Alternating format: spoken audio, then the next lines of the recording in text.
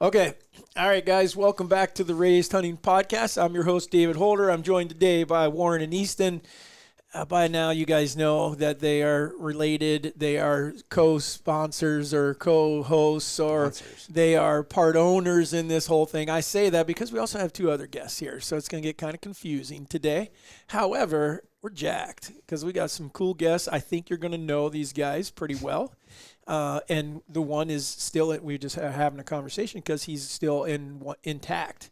And we'll maybe talk about that a little bit. Daddy, you got to restart. No. He just said he can't do that. Oh, I can talk about it. Yeah, he's saying he talked about it. We won't mention who did it. You don't think you're going to get a whole bunch of questions on like how you collapsed a lump? Everyone knows that he wrecked. I've already talked about it a little bit. Yeah, I already commented on this on social media and called him to check on him. Yeah, the amount of PR we have to do.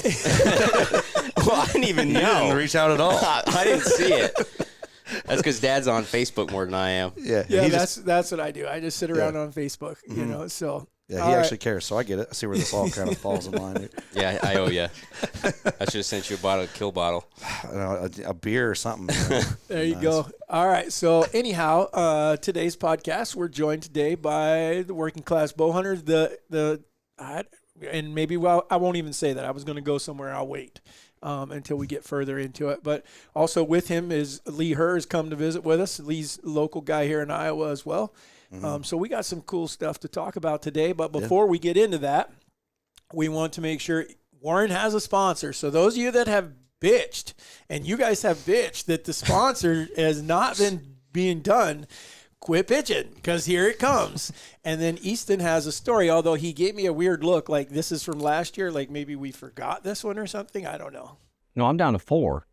We need a hunting season to come back in, because then we normally get a lot. Oh, Easton's getting close to. Well, we're going to be able to fill that up with the questions. Yeah. So, all right, who's going first? I think I you do. usually do, don't you? Today's is from Anthony Manarino, Alagoma Flyways, which you used to shout out a lot. He says, hey guys, like I mentioned on the last comment on Spotify, I had been set up on a field for the first time this year. I listened to your advice on a lot of podcasts, and one thing that caught me among everything else was a lot of times on a field edge, you're watching just deer when you're bow hunting. Well, after 6 or 7 sits, I was sick of watching deer. I had next to no bucks on camera, couldn't get anything even in front of a camera or in front of me. So I did a lot of walking around the property, found a nice patch of hardwoods next to a tall grassy area with tons of beds all over it, and a fence line with a low point in it with a heavy trafficked area where they were crossing. I moved my stand and set up in this location, put a camera up, and not 5 hours later I found my target buck. Showed up at my spot about 30 minutes after legal light. Unfortunately, it's back to work for me for 4 days, and then I get to chase him again for 4 more days. Can't wait. Going to be a long rotation at work. Thanks for all the info and your guys' podcast, making me a better hunter every time I listen. So what we need from him is, that was in October. I don't have a photo. So he either did not kill it, got close. I'm sure there's some kind of story. Hopefully when you hear this, send us your update on how it went last year. But that's based on I don't know how you guys are about it, but we hate, you're a little better about it, but we don't like sitting on fields.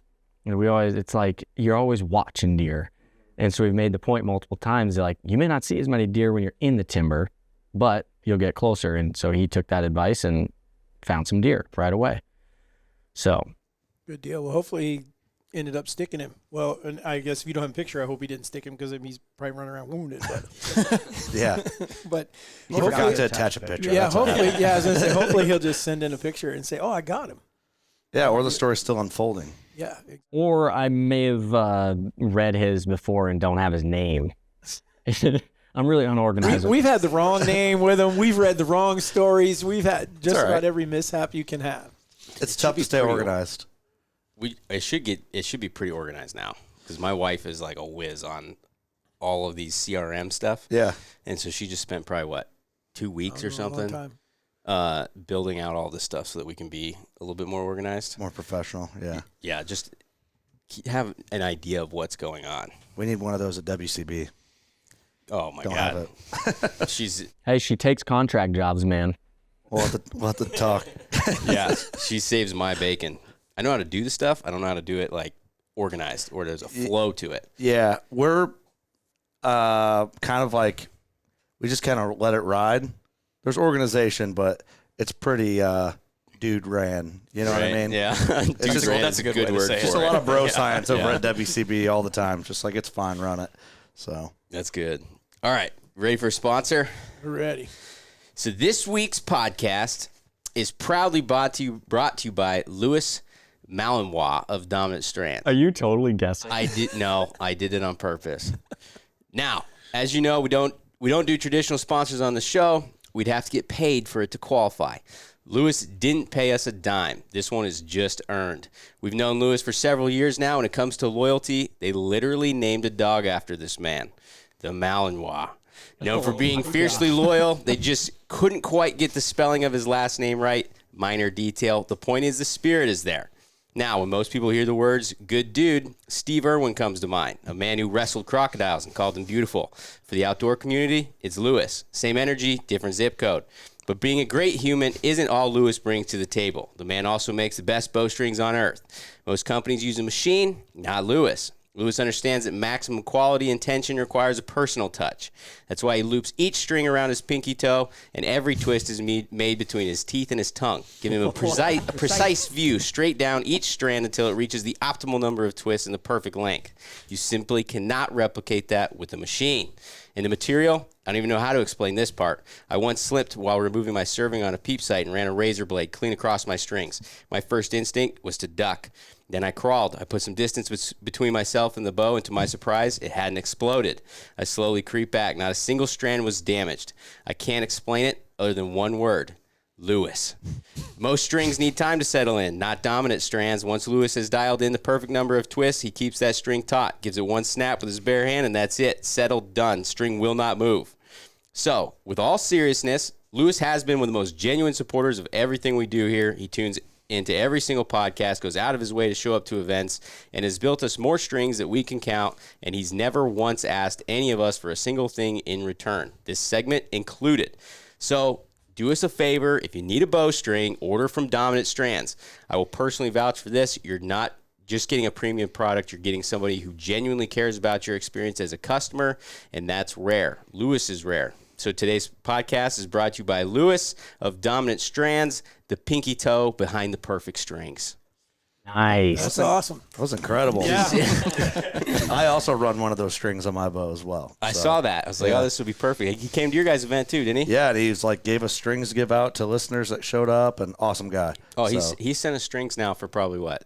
At least three or four years at least. And never asked for anything. Never asked for a post, never asked for a single thing. And so I'm like, that's he's most of the it. time that's not how those kinds of relationships go. Yeah. Do we have a yes, code for him? he sent a code for this, which was raised 10. I don't know if caps matters or not, but raised is all caps, and then the number 10. So if you need strings and you go on Dominant Strands website, raised to 10.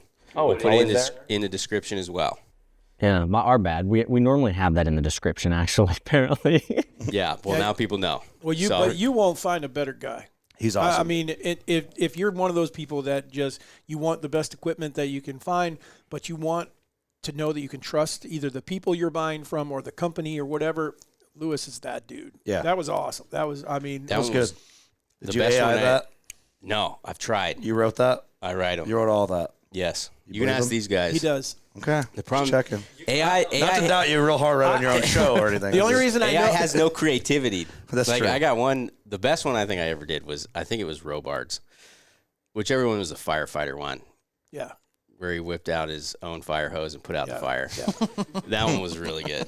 But Nice. like it's actually a lot harder for people you actually know, Yeah, right. That makes sense. because I'm trying to turn him into a mythical creature. You know what Yeah, I'm saying? no, I respect that. I mean, I just feel like we're not doing a good enough job on our show now after hearing that. it's like, wow, I could really get creative here, and I just haven't done any of that. Well, that's the whole reason that they get mad at me that I haven't done one every week, because like it legit takes me an lot of hour. time. Yeah. You know, That took you longer than an hour. it depends if I'm in a creative flow Yeah, or yeah. not. So this podcast is over. Thank you for joining us because we don't want WCB to know any of our special things that we got going on here. So talk to you guys later. Just picking up on it all. It's like, man, we're really going like up after this. Yeah, no. The reason I will say that I'm quite certain he did, because he was gone one week and people were complaining, and so I can't remember who it was, but we had someone coming and it made sense to do it for them, and so I had to write one, and so I sat down and I was like, well, I'm going to cheat. I'm going to AI and start at least, and it was, you couldn't even.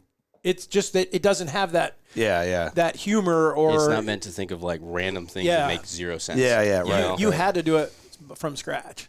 But we're getting to the point with AI, which is awesome now that you can kind of tell now, like, because it's been around just long enough that you kind of have like pattern recognition. It's like, oh yeah, your AI ChatGPT ad, your banner for your event, they all look the same. Oh, so all of them came right out of ChatGPT for sure. It's great. So I'm sorry for doubting you. It was really good. Well, it's all right. I appreciate it. Awesome. All right, so AI can't do that. Anything that's unique and creative. Well, we've already started out. We got great guests. We had a sponsor. Easton had a story, and I didn't hear him stammering over all the. He read almost like legit. Did you practice that one? Yes, Hooked on pre-read. Phonics is really paying off. Pre-read all now. That's good. We've given him enough shit. He finally reads them before. I read every day, every single day. I read before I go to bed, and I'm a terrible out loud reading this stuff. I sound like a moron every day or every week. You read out loud in your bed? No, I just read. I feel like I should be able to, if I can read decent, I should. Wouldn't even like read the story before? Yeah. So then if they didn't use any grammar or anything either, you know, then he's like, just powers through it. And Like, I can read inside my head really well, but like when I go to read my kid a book at night, like that's designed for like a first grader, I'm like the dog. You know? Your own kid thinks the dad's an idiot.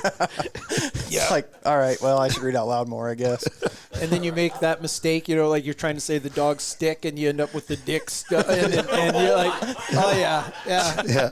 You know, and then you got to explain to him. Wait a minute, that's not what I meant. Yeah, your kid's like, wait a minute, what is this? This might be our least PC podcast. Or they turn and look at you like, oh yeah, Dad. That's the worst one, you know. So I apologize that we're gonna ruin your show. Yeah, did you expect anything less? Decline in listeners for you guys is gonna be drastic after this one. Nick, is our flow flowing? Yes. It is? I just want to make sure. Okay. We've gone pretty off the rails at times. I love it, man. We're not very politically correct. Well, that's what podcasting is. I think people think it's supposed to be, I don't know. Podcasting is just this at its core. If you do anything else to it and church it more than like what we're doing, then it's not a podcast anymore. It's something different. So I think it's fun. That's what it's for. It's a kind of a peel behind the curtain. Yeah, absolutely. You know, that's the way I view it anyway. No, so. I think so. Well, and so I got some questions because to me, you're like you guys were, I don't know if you were the first, but you were definitely one of the first, or one of the only and first ones to at least target the podcast.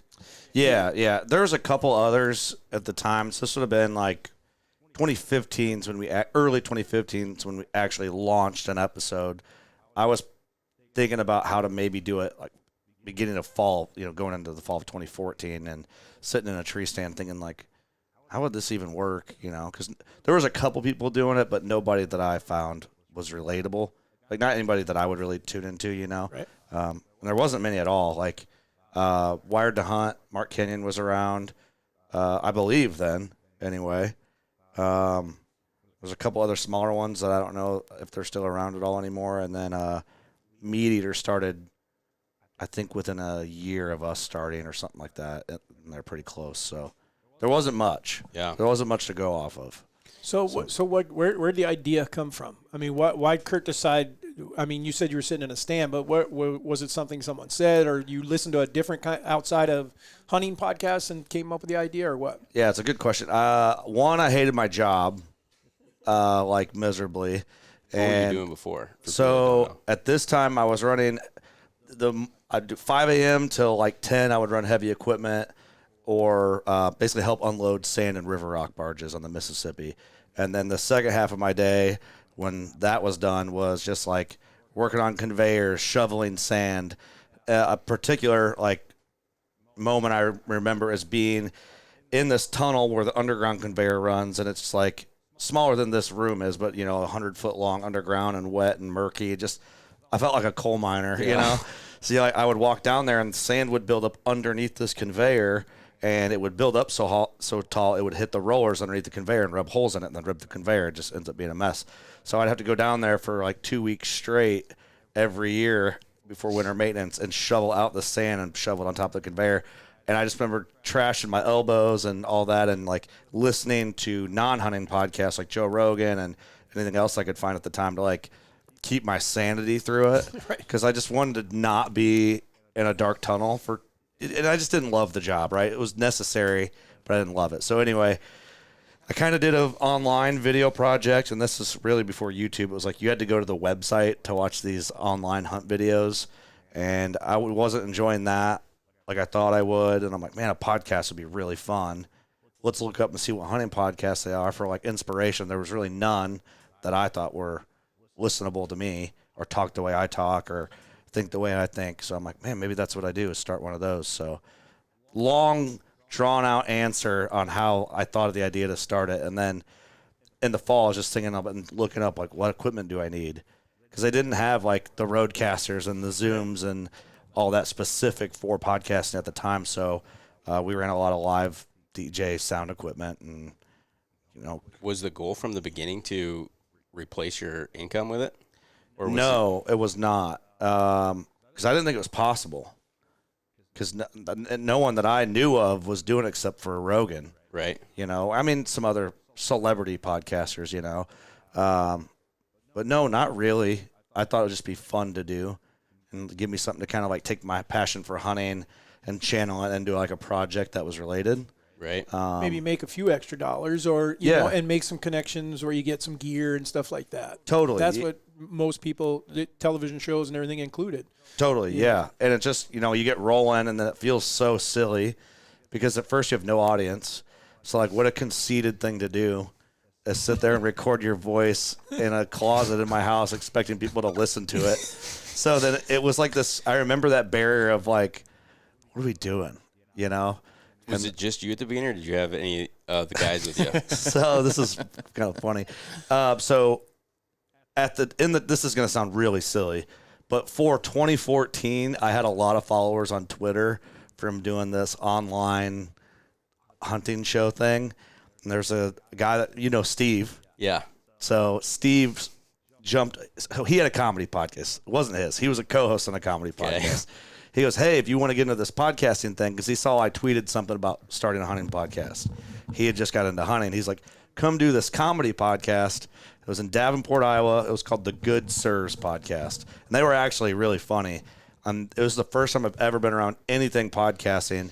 In this guy's basement, he had this like hidden room built, and you opened the bookshelf, and they had their recording studio in there. And it was pretty cool, especially thinking back now on the time. But I thought Steve knew what he was doing. He didn't know shit about anything, So I'm like, all right, well, I'm just teaching myself anyway.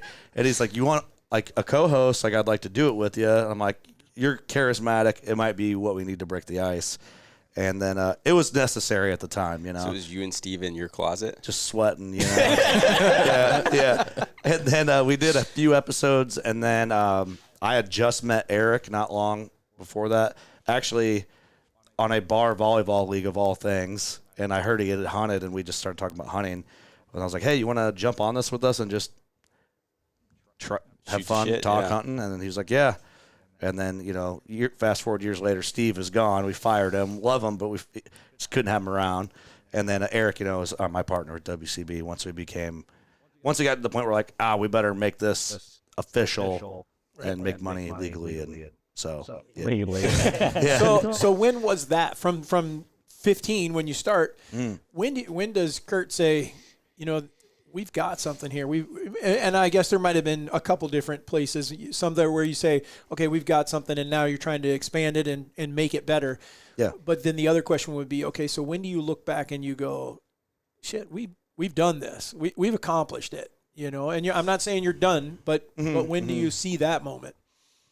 I'll tell you the first glimmer of like, whoa, it was T-Bone agreed to do the show and just called in. At the time, I thought big guests would make your show good, or at least get people to put your eyes on. And it was great. Like, it was exciting to have like some of my childhood hunting heroes so willing to do it. And it was so new at the time that not everybody at this point was not burnt out on doing every kind of unprepared podcast. A lot of people just try to get the biggest name, and they're not really prepared to have the podcast with them. And then all it does is get more eyes on how good you are at not podcasting. Does that make sense? Oh, yeah. So there was probably some of that for us, but I thought it was exciting, like cool, like these bigger names I always looked up to are kind of giving us the time of day. Now that had nothing to do with the relation of like success or not, but just for me, it was exciting and it was like motivating. But I would say, I'm trying to remember, I think a little over 2 years, we had Chase Ralston from Rubline Marketing reach out and was like, podcasts are growing. It's on our, paying attention to the industry and marketing, all this stuff. So he called me. He's like, you guys are hilarious. I think we could do some cool stuff with you. And then we would hustle doing podcasts at ATA show. Like one year we did 17 podcasts in 2 days in the Rubline room. Jeez. And just like tried to hustle. How long were you doing each one? 30 to 45 minutes, just trying to get like kind of helping Chase out and giving his clients like another tool of exposure. Another avenue to market them. And in turn, we got to meet all these people, which was great. I would never do that shit now. Yeah. Like, I mean, I just wouldn't do it. Like, I'll do a couple a day, right? And then I'm like, I'm good. But I don't know. I think once we start getting like free product and it's like, oh yeah, we'll pay you. Like your numbers are good enough, we can justify writing you a $2,000 check so you can all go buy your tags and some gear this year. Like that was pretty cool. Right. Then the goal was like, let's just get this to where it covers 100% of it's just self-sustaining. And then it just kind of snowballed from there. And then, yeah, just doing fun stuff and just trying to keep it fun, right? But man, early on, we got a lot of grief for the way we looked, the way we talked, the way we acted, drinking beers on the show. I mean, gosh, you would think everyone's thought we were out to just ruin careers, and we still do, even now. We still get grief for it. Yeah, but that was definitely a different time, though. Yeah, but I also think that when that kind of stuff happens, it drives you up. Totally. I mean, it definitely maybe there are people bitching, but usually the ones that are bitching are watching. Yeah. I mean, and you know it because they make themselves known. And then what they do is they create something that the other person that already liked you anyhow goes, I damn sure ain't going to miss this because Curt's going to do something stupid today, Yeah. And then they're telling someone, hey, guess what, man? You need to check this out. There's people all pissed off. Wait till you see this guy. He's got tattoos or whatever, and they're doing it for you. I didn't know that early on, and I kind of got, I mean, I remember like, I don't know, sometimes I do this and it just like hurts my soul internally. I'll like look us up and then I'll just find all the negative shit I can read about us, and I'm just like, I don't know. Why do you do that? Look at me, man. Don't you listen to Rogan? He's like, never read the comments. No, I don't as much anymore, but I would do that like twice a year. And I remember like there was like a 13-page forum about the shit I do and how I look on Archery Talk. And I'm like, feelings were hurt. It screwed me up for like 2 weeks. And in my head, I'm like, who the hell's going on a forum talking shit about a guy with a podcast? Like that dude is a loser, Yes. like, so that it's just kind of funny. I don't know why I haven't done that in a while. Just like a factory reset or something, Right? You felt like you need to be humbled or something? No, I don't know. I don't know. Maybe. I don't know. I would think though too, you guys have such a powerful audience. And I think that's because they've known from day one that there's no bullshit, right? Like there's never anything that they're going to uncover about the working class guys because you guys have been so honest and open with, and especially at that time, like even on our podcast, we're talking about the PC part. Well, we cuss on here. Mm-hmm. Dad's made numerous racist jokes. Not completely racist, but like pretty racist. Nice. Well, not that I'm but I mean, like, hell yeah, brother. Let me tell you something I know. And then there's times where all three of us get on stuff that even Nick is back there like, oh my God, what are you guys doing? But I think that at the same time, especially when dudes are hanging out together, let's take the most corporate guys you can find. For a fact, when they go golf and they have a couple beers and stuff, they're dropping F-bombs and they're talking 100% different than what they do at work. And I think that you guys were like some of the first people to they knew there was no bullshit with you guys. And I think that created, I mean, you tell me, you would know better than I would. But to me, from an outside perspective, it looks like your audience knows they can trust you. Yeah, I think so. And that never was the thought, like the goal of like, It was real. Yeah, at first I remember trying to conform to kind of the outdoor channel days, like the talking when you go to ATA show in the like late 2000s, it was still very buttoned up. Like I remember going then, like I took my gauges out and wore button ups and tucked my shirt, and that's fine, that's okay, but that's not me at the core. And I remember kind of thinking that way the first several episodes of WCB, and I'm like, well, we're not going to cuss, we're going to kind of keep it this way. And then I remember we kind of did some episodes where we're us, and I was like, that was way more fun. And so we just always done it since. But yeah, we have receipts every week for almost the last 12 years of what we're doing weekly, and never missed a week, and the whole time we've been doing it. So if somebody wants to like call us out or say we did something, and of course opinions change. I probably wouldn't agree with stuff I said on my show early on as I do now, but that's growth, you know? Yeah. But yeah, I think now looking back, I'm like, that is a cool thing to say. It's like, well, man, if you have an issue with us, I've talked open and honestly every week for the last 12 years. Like, you can really see what I've done and what I'm about and all this, and we don't really take stuff out unless we slip up and make a joke that sounded way off color or something like that. But everything is just what you see is what you get with us. And yeah, we're as honest as we can be about everything without, obviously exposing like our hunting spots and stuff like that. Yeah. But I think it has created some dedication with our listeners where they like to come to the shows and drink beer with us, and definitely have our back when people start hating on the internet. I mean, you get jumped pretty quick by the WCB crew, which I'm very thankful for. Absolutely. Whatever happened to the trash can dude? Oh, man. That's a fun story, actually. You guys know this? Did I tell you this story? You told me. You told us about it. Oh, yeah. I think it was last time it was we were on there. the podcast that he told us about it. He told us about how he freaking sicked his whole crew on the trash man. Yeah. That's right. Yeah. When he was... They had to, like, unplug their phones and stuff. Right. Yeah, that was not my proudest moment. But also pretty awesome. Pretty cool, though. Yeah. Like, I did see some comments after that, like a year after, and somebody had made, like, a hate comment to us, and then I did, like... I just rebutted. It was some guy like, you guys don't know what you're talking about. You don't know how to score deer and whatever. So I just did like a rebuttal, and then we did a flash sale and used the guy's name as the promo code. Oh my gosh. Which you should try that sometime because it works really well. And in the comments of it, someone was like, yeah, you can't put it past Curt to do this from what he did to the trash company. Because I'm like, oh, man, people still remember that, which is hilarious. Yeah. Well, for your guys' listeners, long story short. The guy earned it. Yeah, garbage truck. I live down a rural county road, and my kids and their mom are in the car leaving, and they got ran into the ditch by this big garbage truck, like hauling over the hill, almost ran it over them. And she drives a little Subaru, just wouldn't have been good. And she called me. She's like, hey, they just ran me off the road, and they go down and turn around and then come get our garbage. I'm like, all right, well, I'm going to go out there and confront them. And she's like, don't do that. Like, I know how that goes.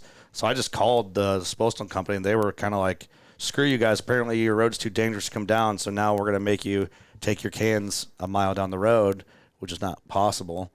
So I canceled my service and just ordered something else. And I'm like, man, how do I get back at these people? Because I had no garbage service for a while because I'm so far out there. So I'm like, oh, I'm just going to do a giveaway. So I just said, do a giveaway and call this garbage company and say that their drivers suck and then show us proof, and we'll enter you in a giveaway.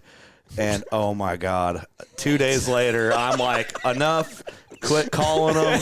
Like, they shut their phones off. And, like, oh, man, it was so bad because people were sending me proof of them calling. And they took it from their drivers suck to just stuff I wouldn't even say, And I'm like, oh, no, like, I'm going to get in trouble for this. So I thought I was going to, like, get arrested for, like, whatever you'd get arrested for that. So I just, like, I called Axe. I'm like, all right, no more. Leave them alone. We proved our point. So did the company ever, like, call you and be like, hey, we'll take care of your trash cans? No, they never did. So they did try to get into our Facebook group because I have a guy that manages that. Shout out Joe McCollum. And he's like, hey, they know now. And, I mean, that episode's still up. Like, I read their phone number on air and everything, and I think it's hilarious. That is funny. It's just kind of like, I'm playing chess, not checkers now, So right. That was I was mowing my grass. I'm like, I got it.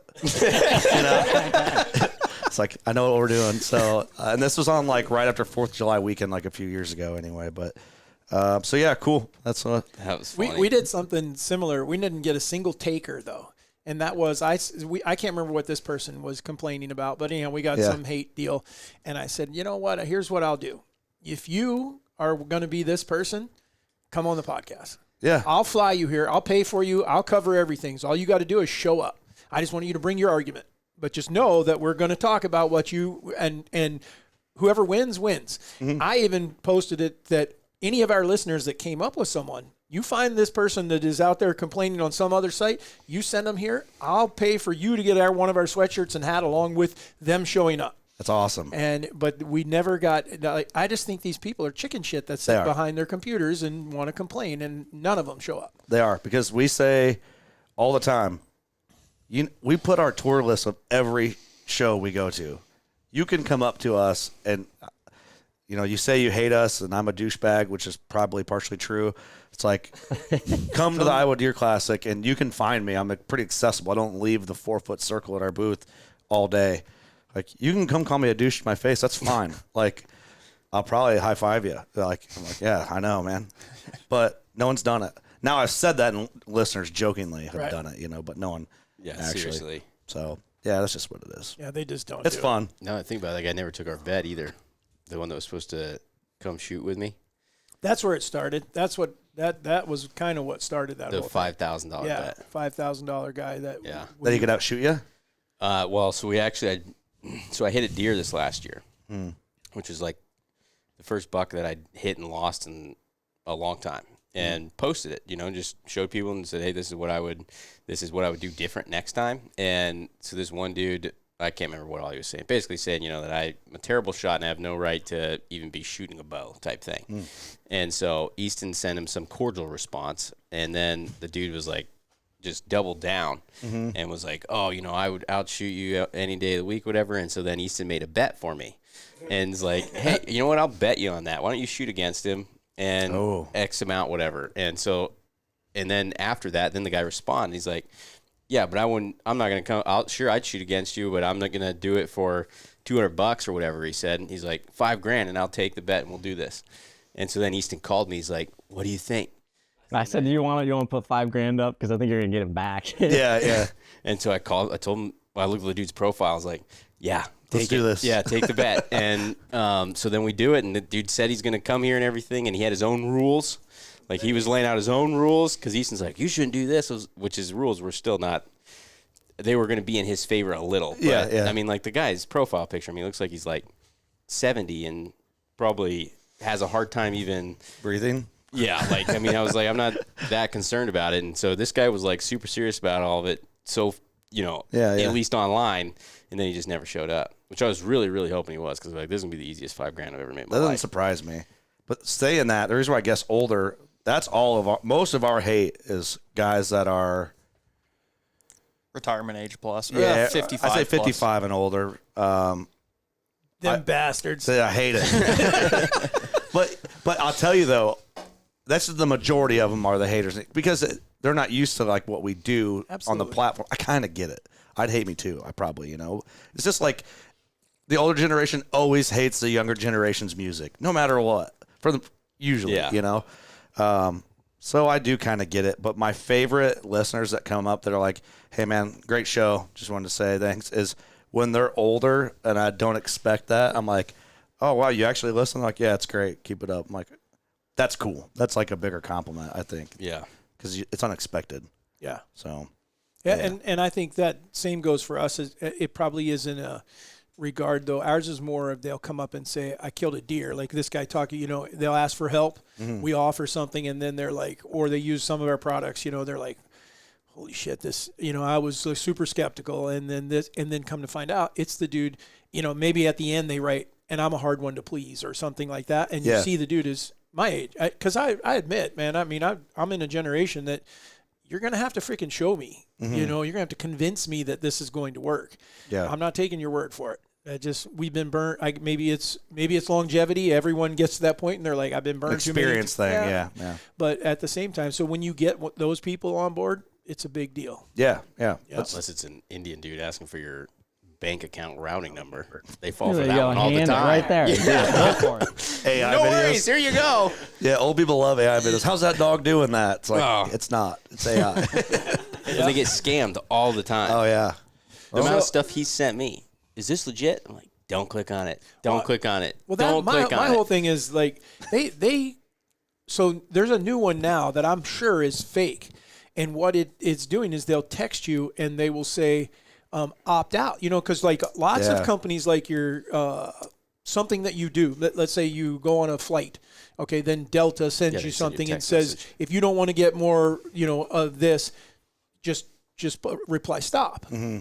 Well, now I got one the other day that I'm like, I'm positive that if I reply stop, I just responded to something that's completely fake, because I didn't recognize it. And so they get more and more creative. So you can't blame it on the old guys. I mean, the one that says, if you'll just send us $30,000, and they're like, well, this might be all right. Yeah, that's just, you're dumb. I'm a Saudi Arabian prince, and I need you to release my funds. yeah, it's like shit like that. I'll send you a Lambo after I get it. Yeah, I promise. It's like, so where did the other guy? So Eric comes along, and then where do you get the rest of the crew?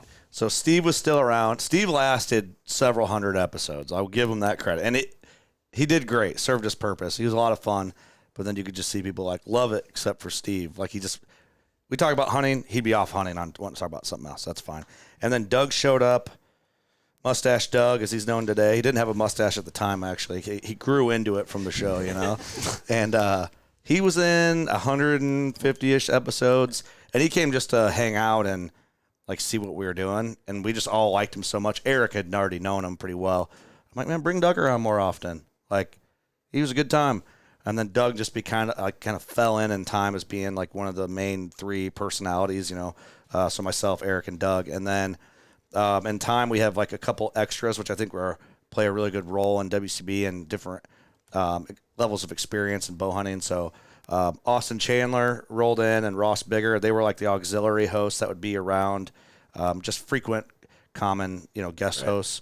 And then Ross recently just got so busy that he stepped away with his business. All good. Everything's still love him. He just doesn't have the time to be around. And our buddy Todd Anderson, and then Lee became a known personality on the show the last 3 years. Yeah, 516 was my first episode, so yeah, 780. Yeah, we're pushing. So, we're going on. Well, we'll record 800 here in a couple months. So, so it's a big crew. It's the core three, and then extras that if we want to tell hunting stories and BS and do that, it's people know the extra host, and I think it's a good dynamic. I don't feel like it's too confusing, but we have one that Shane would be. He's a common. We still treat Shane as a guest, but at the same time, I think people know Shane. He's a friend of ours, and actually we've had Shane's a hell of a hunter as far as like preparing a farm. I mean, so he's our go-to. Has a lot of good input. And, absolutely. Yeah, it's almost like if you watch Jackass, it's a big crew, and you don't always, it's Johnny Knoxville and Steve-O and Bam, but the rest of the dudes are very important to the dynamic. We're a lot like Jackass. The outdoor Jackass. Just a lot less male nudity on our show. And people getting hurt other than you. But yeah, well, is that Jackass where the big fat dude went on the skateboard into the cactus? Yeah. Oh, that would have been Steve, No, pretty much anything that dumb is Jackass. Oh, that looks like one of the most painful things, like even for them. The grossest thing they've ever done is mash their pecker in between two pieces of glass. I can't get on board with some of the nudity. Who thought of it, number one? Who was at home and went, let me see if this will work? Yeah. And then who was like, and then we'll walk around with the glass and show you what your flattened pecker looks like. That's why I can't watch Jackass anymore. We don't got to be naked. They still do it? They just released their last. It's like best and last. I was just say like a new just movie. came out like a week ago. Yeah, I tried to watch one of the last ones. It was just like the guy's meat and taters right there, right opening scene. I'm like, I'm out already. What are we doing? I'm like, I don't need to see your wiener right away. Yeah. Like at least give me 10 minutes. give me 30 minutes into the show and then surprise me with it. Open with it. But and then some of the shit they do, it like if you start noticing as you're watching something that you're going, ooh, that it's like, that. I mean, you probably don't want to watch it anymore. No. I mean, because getting racked we all know the feeling. Yeah. And, I mean, they just do shit like that. Oh, They're popular for a reason. God, though. they made some money though. Oh man. Yeah, I'll stick to podcasting, I think. But yeah. so we're like Jackass, except not. Our crew is. But yeah, so I think it makes sense what we have, but we all have, as much as we screw around and cuss and like to drink beer and have fun, we're also very serious about deer hunting and bow hunting in general. So I think we're one of the main few bow hunting only focused shows, and maybe there's more now, but we stick to that pretty hard, which is what we've always done. So it's been fun. When were you able to take it full time? And, and did you have another job other than just shoveling the sand? Yeah. So I left that job after a few years and started working at John Deere product development. So I worked at John Deere for just over 6 years and continued to just keep hustling with WCB. And I traveled a lot for deer, which made it really hard because I would have to travel for deer and be gone for 3 weeks. And then I know I'm going, then have to pre-record a bunch of episodes and launch them from the road. And I worked a lot on WCB while working at John Deere during the day. So it worked out good. I was able to do that. Like I could kind of juggle it. So that was really nice. And Deere was a great job. And I was gearing up to see if I could go full time. Like I was starting to think about it more. I was starting to feel trapped at Deere. Like I was like, man, I feel stuck here when I feel like I could be doing more productive stuff. I got invites to do different hunts, invites to go to different shows, and just opportunities that I would have to turn down while still being at John Deere. And wanting to just leave and not take PTO. And I was starting to feel guilty about my time management there. So, and then as I was gearing up to go full time, unfortunately my dad passed away, and that really, rocked my world, just wrecked me. But what it did, it made me realize how short life is. And it was like, dude, you can try it. If it doesn't work, go back to Deere. You can go get a job. You'll be fine. But if you don't try it now, with how short life is and the opportunity you have and the momentum WCB has, you're going to kick your own ass later in life if you don't try. So I just said, screw it, and went for it. I had my safety net of a little bit of money and some security and some bonus stuff I got from Deere to kind of, if I fell, I wouldn't fall too hard. But, How many years in was that? So this would have been 20. My dad died in April of 21. I went full time, I believe, in early January of 22. January of 22. Yep. So like 7 years or so? Yeah. So 15 to 22. So 7 years from the closet to being able to go full time with it. Mm-hmm. Yeah. And then we had bought, what helped a lot is buying our studio in downtown New Windsor. And my dad knew about the studio. He knew we were buying it. And then we closed on the studio the same day my dad died, which is kind of like a weird coincidence of some sort. I don't know. But the studio really helped. Honestly, the studio really helped me get through that time because I had this like new project that was still involved with WCB where I could just channel all my thoughts into, so I didn't go insane and spiral into like a dark hole, And it just motivated me to hustle harder. We did that series with Deercast and Jury Outdoors for a couple of years, and that helped me do WCB full time. So shout out to Mark Drury for, basically like cushioning my salary with that for an extra security net. And then, we've just been hustling nonstop since. But so you guys don't seem like you've let off the gas at all either. How many shows do you go to? We do a lot of shows, and we just, every time I'm like, man, we'll scale back and make up for it here and here. And then I can't say no. Right. It's a good and a bad thing, but yeah, we do 10 to 15 consumer shows a year. And then, now we do like our bow shoot. We're doing a private kind of party thing in Winchester, Ohio, August 15th called the Whitetail Social that we do with Blackgate trail cams. And it's great. It's exhausting, as you guys know, doing the show circuit and stuff. But I don't know. I just have to have like a little bit of busy to my brain and feel like we're throttling down to a point. But I will admit I did burn myself out a little bit because I was in that time. I think I was trying to avoid reality and emotion with my dad passing, that I would go to the studio early, work all day, come home, do the family thing, go back to the studio till 3 a.m., come home. Like, you know what I mean? So I kind of burnt myself out a little bit there, but I think in a necessary way. Yeah. Somehow. to deal with it. Sound like to deal with it, yeah. But that's healthier than drinking or something like that. Oh, I did a lot of that. And I didn't really. I mean, maybe I poured it on a little more during that time, just like get through it. But yeah, I don't know. It just timing's weird how it all works, and fortunately, it's working. Yeah, I'd say so. You guys are kicking ass, dude. I think that's awesome. But all right, so you've talked a little bit about what's the downside. Is there something that you would look at when someone out there looking at podcasts and say, now tell me something that I should avoid or something I should be afraid of? Like if someone were to get going right now. Yeah. The downside to podcasting for sure is what changed from when we started to now is now everyone has one and I kind of like, that's okay. But I think everyone thinks, okay, that podcast works. I'm going to get on and do Zoom call podcasts. And they kind of half-ass it so hard that it's like, well, everyone's already doing that. Like to build a place out like this and invest in good equipment and have in-person guests and be organized, and it elevates you to another level, and you can make it different from what everybody else is doing. So I think death by 1,000 cuts as guys get in there like, I'm going to start a podcast. All right, well, what's going to make your show different? Well, we're just going to be real. It's like, okay, yeah, but that's what everybody's doing now. Like, that's fine. Have an angle to it, you know? Sometimes you don't. You can just, maybe your personality is so good that people just are attached to that. But I think people come in with no game plan and they just want to, like, do that and try and get sponsors or doing it with the wrong intentions. Maybe they're not so passionate about the hunting. They just want to do something to get money or gear. I don't know. So I don't know. That'd be a thing. Just like do something creative. You sound like you guys started too. You didn't even have the intention of making money. I didn't think it was even possible. Yeah. You know, and I don't even know how possible it would have been to make money in hunting podcasts if it wasn't for Joe Rogan. Really? I really think he is the reason why I make a living doing it. Why is that? Because he just took podcasting that no one thought about or cared about, or it was kind of like old technology, like it's internet radio.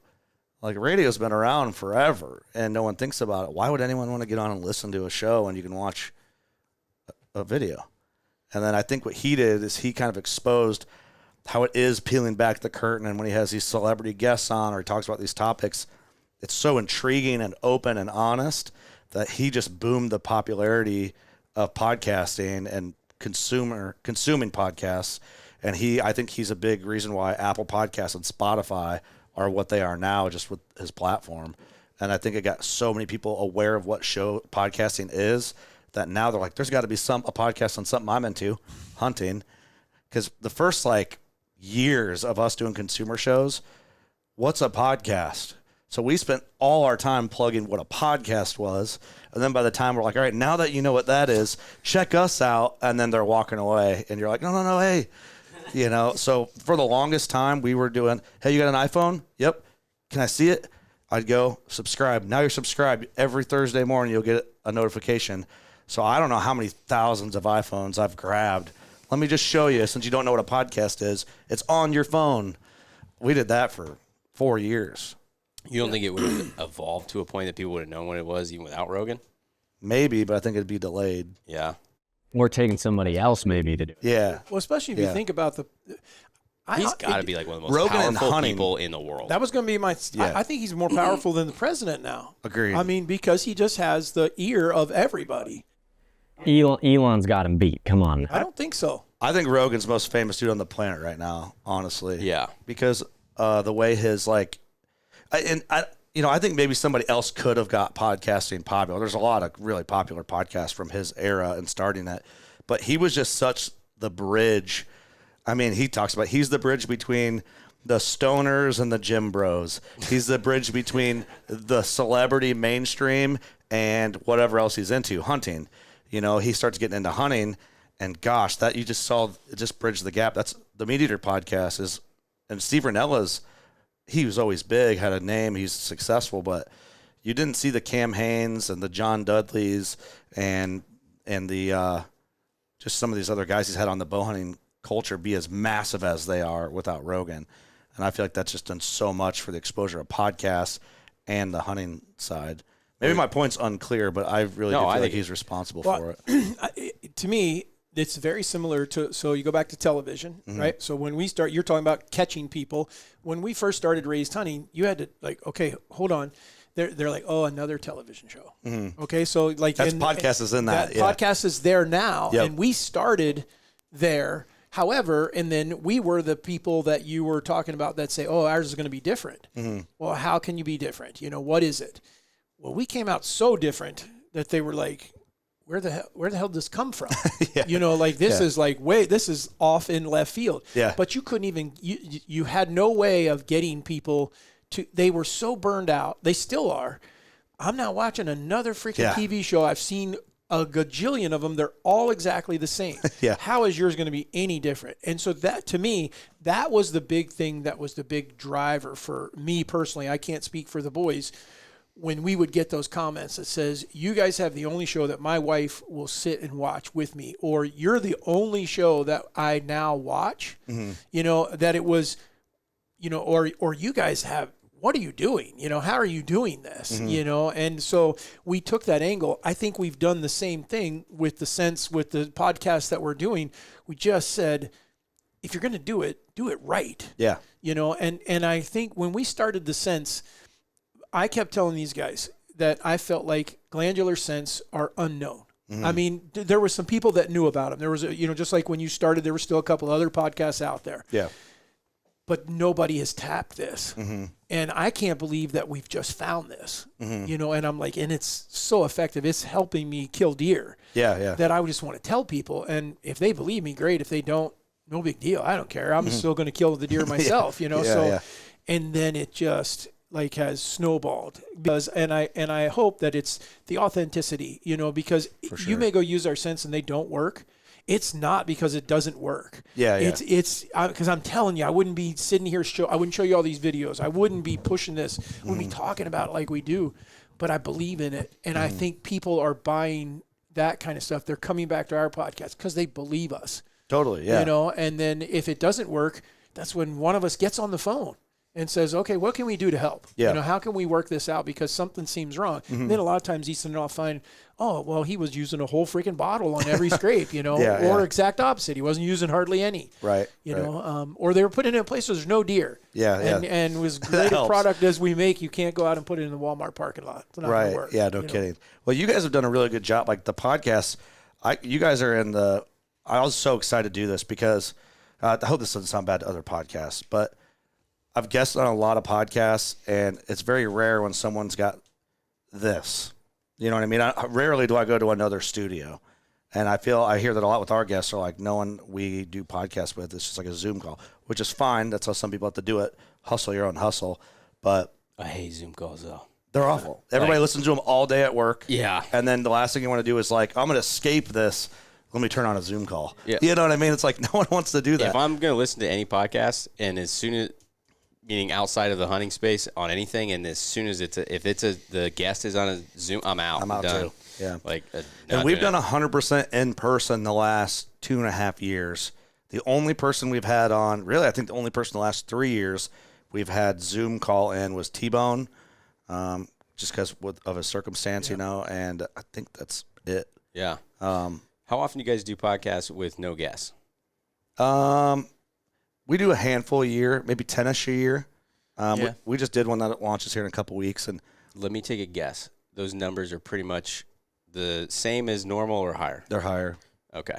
And I think what I believe the reason for that is because people are not listening to your guys' podcast strictly for the guests. They're listening for you guys. Well, typically I end up on some sort of tirade that I'll regret later. And that helps. I did go on some tirades,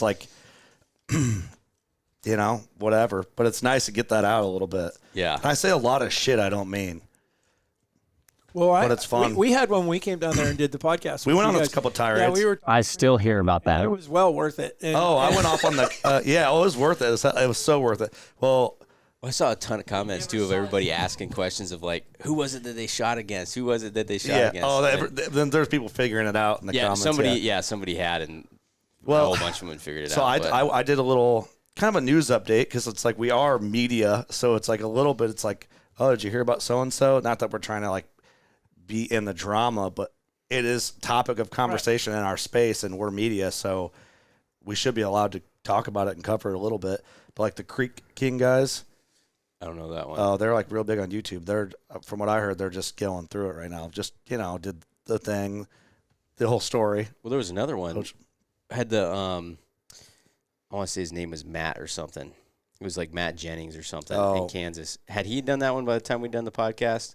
Yeah, he was one of the ones we talked about. Yeah. It was just a nobody, really. And then he did that, and he just makes everybody look like crap.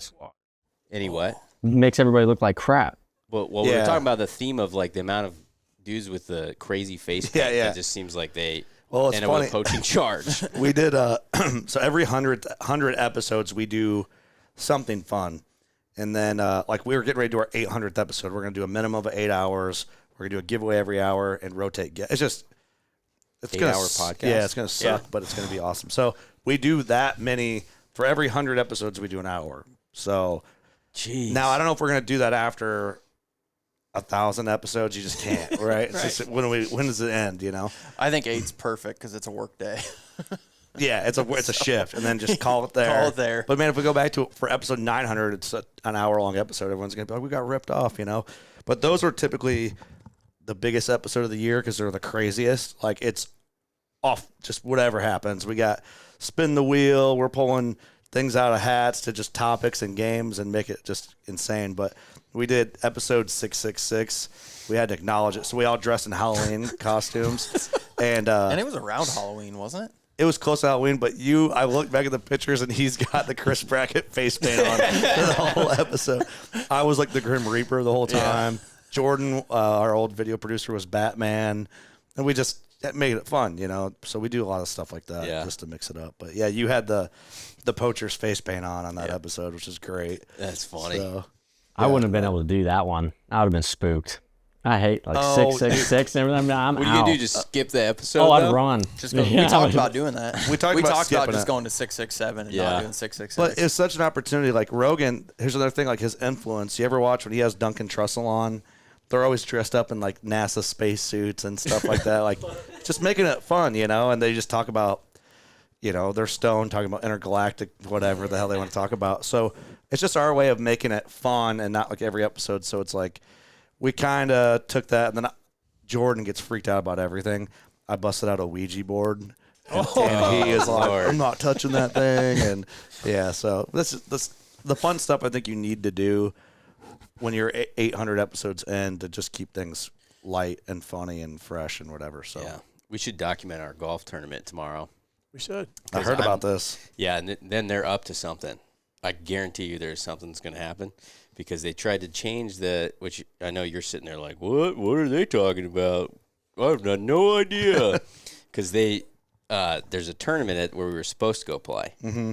And so we were like, okay, well, let's just go to a different golf course. No, we can't do that. We got plans and stuff and this and that and everything. Mm-hmm. So now they've managed to move it till tomorrow. They're going to the same place. So East and I are like, well, we're not complete. So clearly they've constructed something with this course that they need us there. It's conspiracy. What? It's I guess Shane and Fulke we're talking about. Oh, I'm not saying they don't have something, but we're talking about the same dude that sent Jackie Bushman through the airport with a giant dildo. covered in tinfoil. Oh my gosh!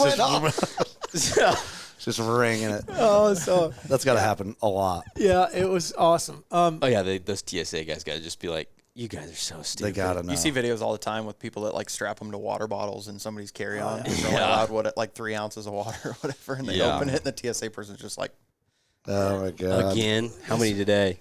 So, well, here's the thing. I may not even be able to be there now because they moved it. So that's what I'm telling you. He just sent it. Tomorrow's at 1:30, this golf tournament, and my Grizzly delivery got moved to tomorrow. So I can promise you, if it's anything, that it's on those guys. But they're angry. Here's the thing about my two partners. Mm-hmm. When it comes to jokes, don't get involved with. I mean, like these guys go to an extreme like you can't even imagine. First of all, when Shane told me that this idea was to do this to Jackie Bushman, I'm like, this was at 10 o'clock at night, and he's leaving tomorrow morning at like 5:30 from my house. I'm like, and so where are you going to come up with this great big dildo? And he says, oh, I got one. Yeah, I'm like, we know a guy just like this. He's like, yeah, we keep a couple for things like this. Oh my God. So he brings it to me and says, you got to get it in his bag though by tomorrow morning before he gets to the airport. So I got to bring him here, act like I'm getting something out of here, climb in the back of my truck, slide this in his bag, and we take it up. Oh my gosh. So, but anyhow, I don't mess with guys that prank like that. I keep a neutral ground with those guys. These You guys, can't with these ones. We haven't done anything. experts at. So I didn't know anything. So when they friendly brought, fire is what they call that. Yeah. so when they brought this, which I knew they had gotten a trophy for the win, but they brought. Where are your guys' medallions? So Trash they got, can. Huh? It's in the trash can. Oh, you threw it away? Mm-hmm. Well, they brought them you get a gold medal. Runner-ups. Well, but it was a toilet seat. Oh, funny. It feels like it's like solid gold. I would have kept those. That's Yeah, I pretty mean, awesome. but anyhow, what did it say on there? Like number one in the crapper or something? No, it says "suck it, losers." Oh, that's awesome. Open it. Yeah. So, That's awesome. Yeah, they just go, whole That's cool. hog. So anyhow, You guys should film that. Yeah, it would be a lot of fun. Yeah, we might have to. All right. We'll Well, film it if we win. Or we'll put it out if we win. Just delete it quick. Just Yeah. format the cards real fast.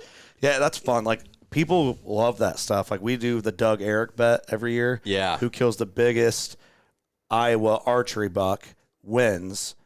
And then there's always some sort of consequence. Like, Doug got his head shaved at the Iowa Deer Classic this year, like Dr. Phil.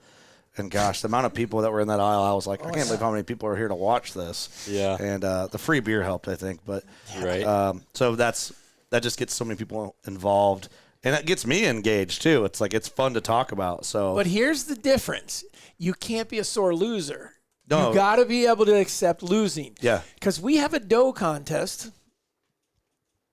and he's never won. That's not true.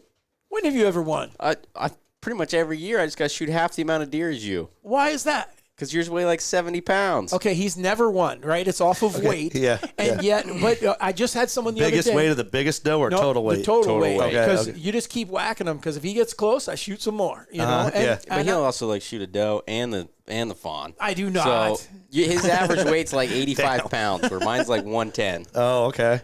You need Whatever. to do like the total weight and then the asterisk for the biggest one. Yeah, I think And what's our biggest?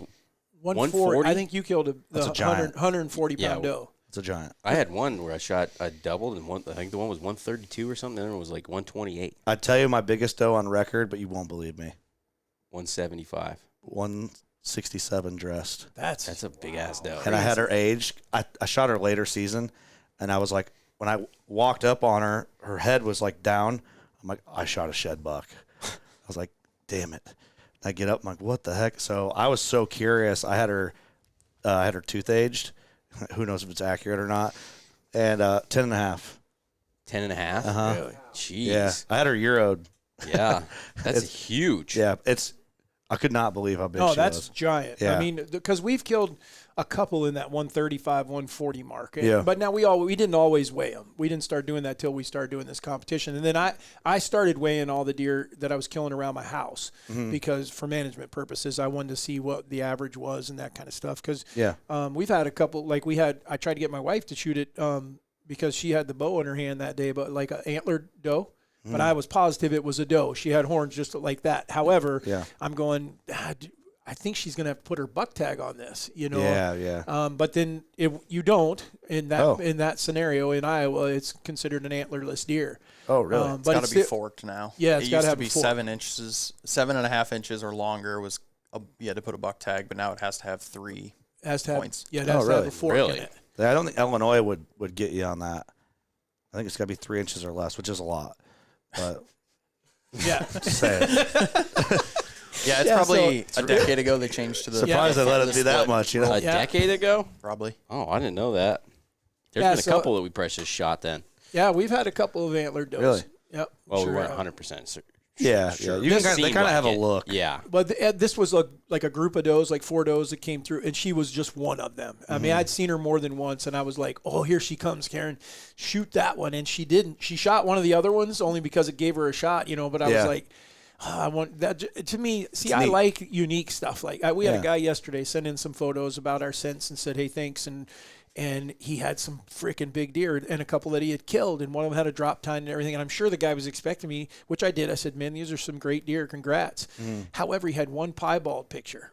And it was just cool as hell. Piebalgs are neat. Yeah, and here it is working the scrapes, got a little tiny rack, but it's just white and splotched. And yeah. I'm like, that's so. I love the crazy oddball. That's cool. You just stuff. don't see that stuff. Yep. You know, I've never seen a piebald, I don't think, ever while hunting. I'd love to know how old Floppy Tongue was. Yeah, I don't know. We had a doe we called Floppy Tongue because I thought her jaw had gotten shot off, but I think like we ended up getting enough good pictures of her. Like her jaw was like took a right hand turn. I have no really? idea. Yeah, so her Some tongue birth defect or something. Yeah, I don't know. I don't know if it was birth defect or maybe she had got shot during shotgun season or something. Then it just healed to some extent. Yeah. I don't know, but we called her Floppy Tongue. I mean, I think we knew her for like at least 10 years. Probably. I was gonna say at least 6 or 7. We were getting pictures of. I mean, we had her since Numbnuts here could have 15. killed. He's the only one that could have killed her. Yeah, she was one of those. Was a bitch. Really? Oh, Like, yeah. she You just can't get always by her. peg you. Yes. I was mesmerized. I didn't know. He's got a couple of those does he hunted. they're hard Doe to like kill. that are tough. They are They're tough. for sure. They're as hard as bucks. Because as much as you pressure them, they still come out in the open and just call your ass out. Yeah. My target deer like- for a whole year was a doe. Yeah. I was hunting a field, and every time she'd step out 300 yards away, and every other dude would be standing there in the field, and she would look at me in a tree 300 yards away, or she'd be standing there feeding, an acorn would fall, and she'd snort. And clear the whole field. But I think she did it so much the deer just didn't even listen to her. They're like, She'd snort, they'd go, She's and senile. they'd put their head right back down. Oh, it's just Deborah. it's that dumb bitch again. What is she doing? Floppy Tongue. She was like the only one. It could have been November. Her tongue 4th. was like hanging out. Oh yeah. I mean, like it. I shouldn't get like frostbite. Oh, that's what I'd say all the time. Like, So every she time couldn't she'd do blow, what his deer. Like she couldn't. You know, if she tried to blow, it was. Yeah. Oh my gosh. I would have shot her on Poor thing. November 1. I mean, didn't skip a beat then apparently living Oh, that no. long. You'd think that'd just be brutal. Oh, I don't even know how she could eat, but obviously she was able to. Because like I mean, like didn't even her bottom jaw, like didn't even align. Yeah. So But eventually she just disappeared. And the reason it was I like think last year. Last yeah, year was but the first year. but I do think that it's a hereditary, or I mean, it's something, because we have another deer on another farm that's not related at all that has the same symptom. I can't imagine she got shot just the same way. Or, Right, you know. right. So I think it was something. Whether maybe she got dropped on her head and done. I don't know. I don't know how it works with deer. Well, it's like I wonder if there's any sort of like inbreeding where the Right. deer density is really. I mean, I feel like you guys have a higher deer density out here than we do, where I'm at in Illinois. But I wonder if that's a byproduct of maybe. I don't know. I'm just guessing, but I think nature's got a way of keeping. I mean, you're going to have a little bit of crossover, but I don't think it's going to be enough that you're going to see birth defects and that kind of stuff. yeah, I don't know. I guess there's enough deer that don't have to. I don't There is know. we do have high deer density though. Well, for sure. It gets high like where we're at, but I just feel like Iowa's got way more high density. And it's even, but it's pocketed around here. You know, like you can go 20 miles from here and there's some deer, or you know, and then go to another spot. Like where I live, it's just I got way too many deer. So we get comments from our listeners and stuff. They're like, "Holy crap, you guys are shooting all kinds of does." Because between him and I, you know, we're usually up around that 9. Or I haven't killed 10 in the season, like, and that's early archery season yet. But I've been at 9 2 or 3 times, and they're like, I can't. If I killed that many does, I wouldn't have any left. Yeah, you know? yeah. And I'm like, we're not even. And you guys can just keep buying them here in this county? as long as the county has tags left. Gotcha. You know, Because I know some of the eastern Iowa counties, like where My Eric and county's Doug that are. way. Yeah, you can get like, you got to hurry up and get there at midnight to get your doe tags. I get up in. at midnight so I can get one doe tag from my county. Really? And they're sold out by 8 a.m. Yeah, I think that's related to deer density is how it is. yeah, like Scott County, that's Davenport and all them Yeah. other bigger I Iowa think ours is cities. never sold out Yeah, unless it's so late. so this is Madison County, and I want to. At one point, I looked 2,400. Another time was 2,700. We're always up in the high Yeah. numbers, and I don't want to say it never sells out, but it won't be until like after gun season. Late. Then you might see. See, in Illinois, I don't know. I've never been capped off on buying antlerless tags. I haven't killed 10, but I mean, I killed 4 or 5. I don't know exactly. I could have killed 5 or 6 one night. I counted a piece that I hunt that's not a big piece. You know, it's a 40-acre parcel. 15 mature does came out of it one afternoon, and I shot 3 of them. And I'm like, man, I probably should have shot 5 or 6 of them. Probably would have been good for it, you know, but I shot a couple more later on off the same piece, and just to kind of spread it out a little bit. But I could have kept shooting them. My best ever was a quadruple. Really? Shot 4 in one morning. Isn't that fun? And then I had 1 arrow left, so I just quit shooting because I was like, I'm sure a big buck is going to come by. Yeah, no. You know, and I'm not going to have an arrow left. I have killed in Texas. I mean, that's different than South Texas, like the deer density. I killed 5 in 2 hours one time. Jeez. And they just kept coming. Yep. And their quota, like, oh, yeah, the biologist does deer surveys in, like, these Texas managed areas. And, like, some of their quotas, like, you got to kill 82 does this year. It's just what it calls for. And they have to meet their quota. Right. Yeah, or they get dinged. Yep, They don't or they get shoot their dinged. quota. Yep. Oh, really? Mm-hmm. That's what we were talking about is, like, Iowa, which, like, your guys' counties makes it a little bit different, but we kill more bucks in Iowa than we do does, which to me is a wild stat. Like, That is wild. We should be killing, it should be Like 2 to 1 statewide? for sure. Yeah. Well, you got to So- think the whole northwest corner of the state, you can't shoot a doe. Can't kill a doe at all. It's, Right. But how many of the bucks are they killing either? You know, I mean, guess because you'd you have to got look, I don't know. Is the way lower population density. that low in that part You of the got to state? think It is. that Really? way.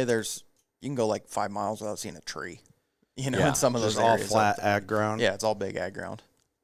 I mean, Yeah, even I my, never even my thought county's that in kind of that Iowa. way. I'd have to look, but Iowa in general, I think, is only like 7% timber. I think. Is that what it That low? is? It's not much. I think it's Whoa. 7, and Illinois is like 14. I think. We looked this up. It's been a while. Yeah. I I thought we were only like. thought 7%. Illinois would have more than 14%. I could be wrong. It's been. But you get middle of Illinois, it's flat and gridded in Yeah. there, you know. I mean, my county, it's. You got to find the timber to find the deer. I Yeah, mean, well, and Iowa's like so different in different parts of it. I mean, like the northeast or northwest corner, like we're talking about, there's no deer hardly. Then you go Yeah. southeast, and it's exact opposite. Yeah. I mean, a Right. lot more timber, smaller agriculture fields and things, and deer density is off the chart. We're kind of in the middle where we're at. Where you're at sounds like it's not quite as much. You know, the rural stuff that they urban hunts and things like that they offer here, they're freaking loaded with deer. Yeah. Those deer Yeah. have found those places to live, you know, and so Right. Yeah, Iowa's pretty vast if you think about it. Like, How much? 8%. 8%? Yep. Yeah, that's Close. pretty low. Yeah. That's lower So than I thought it that's- would have been. it's a good stat. It's a shocking stat, yeah. you Yeah, know. that's crazy low. You Well- think about it, it's like, yeah, like the driftless area, like up where Bill Winky's at in the northeast corner is like, I feel like you're in a different, Oh, completely different state, State. from northwest Iowa, you know. It's Yeah. crazy how fast it changes further away just- from the river. They just confirmed their first bear living up there. Man, we were just talking about black this. bear with cubs. We should have black bears. I mean, I'm not an advocate to have them here. I don't know if that's good or bad. I don't really have an opinion, but I'm shocked they're not all over Iowa, all over Illinois, because they're all around us: Missouri, Arkansas, Kentucky, Tennessee, Wisconsin, Minnesota. Like, it's amazing that they haven't haven't bled got in here, yeah. quicker. You know, I'm Yep. sure in 10 years they will be a lot more. I'm okay with bears. I just don't want hogs. Hogs would be bad. Yeah, our buddy lives in Arkansas, and when I lived in Arkansas, we didn't have either. And then the hogs got there, and when the hogs got there, it just they Really? just blew all the way through the state. And then he's having to call. DNR comes out, they set traps, and they're not catching a few, 30 of them at a time. Then you got to go kill them all. Jeez. And he was talking about what it did to his deer hunting. It just ruined it. Oh, I But now bears, it doesn't really affect them. It doesn't? No, he said like when the bears are, because they can bait only in the fall. He said deer won't come around the bait, but they'll be right there. Matter of fact, he's one of the first ones that told us our buck junkie works awesome for bears. Really? Yeah, and I think it's just an inquisitive thing Yeah. that they were coming. But he was like, yeah, I can't put one of your hemp ropes out because the bears bear will will just tear get it up, And I said, well, that Interesting. makes sense. But we're talking about a guy that he might have 20 bears coming to his bait for a couple weeks. Now the crazy thing is when the acorns hit, not a single bear. They will not come. And so, matter of fact, this year's the first year the state of Arkansas moved this season up a week to see if they could pre the acorns falling. No kidding. They've gotten off of, because when it happens, it's like, I've never seen anything like it, where it shuts down. He'll have 10, 15 bears one night, and then you hear the acorns hitting the deck at your cabin or whatever. Yeah.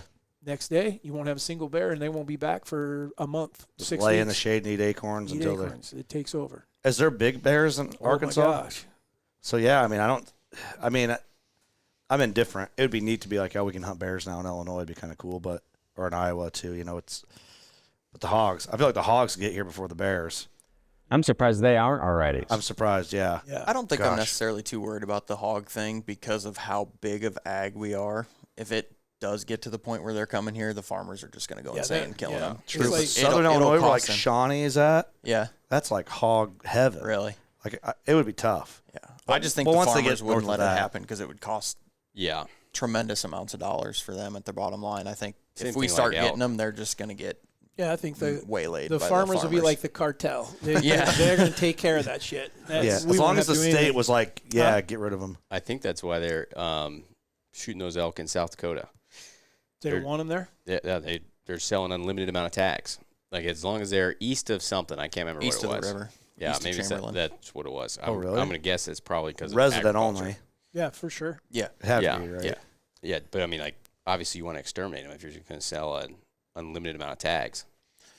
It's I don't, crazy. that's like the oryx that you just saw that I have mounted in there. I mean, he's out.